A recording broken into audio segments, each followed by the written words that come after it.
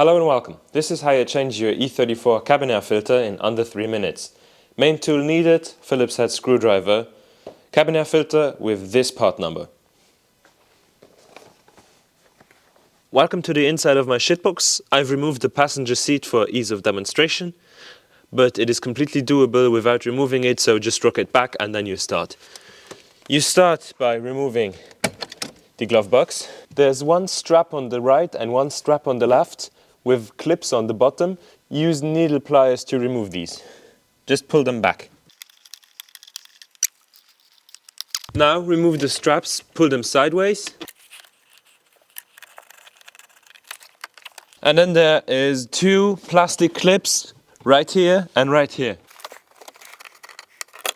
Just pull it out. Previous owner already messed with this and installed it wrong, I just saw. And that's why it didn't clip out immediately. Now, use your Phillips head to remove this screw. Pull this whole piece of carpentry out. As you can see, there's a ton of stuff already falling out. Gonna go get the vacuum, clean it up. Take out the top plastic piece, one screw right here, one into the side right here, and then another one right here. Just pull it out, it's really easy. Remove the electrical connector left and for the light. This connector is a bit weird because there's two live wires. One is ground, one is connection.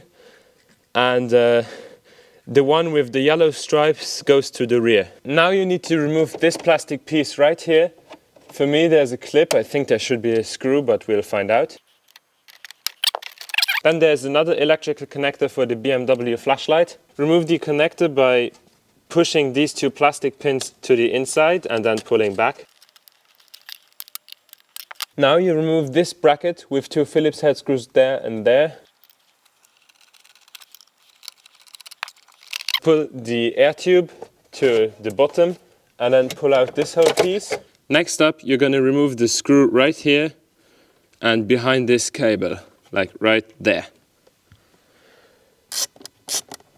And after removing that screw, I recommend taking out these wires, and the way you do it is there is a clip right there and you push upwards on it and then you can just pull the whole box out.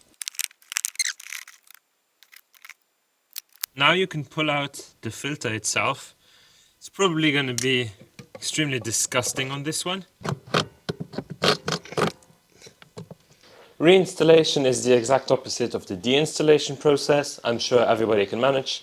I am sorry if the angles at the end are a bit bad, but whatever cunt of an engineer designed this contraption of an intake probably shouldn't have designed it in the first place. There are probably 100 ways to design it more serviceable, but whatever. This is just to give you guys a quick idea on how you can DIY this.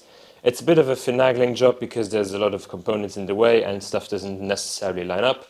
But anyways, thanks for watching and feel free to watch the other videos on my channel. Bye!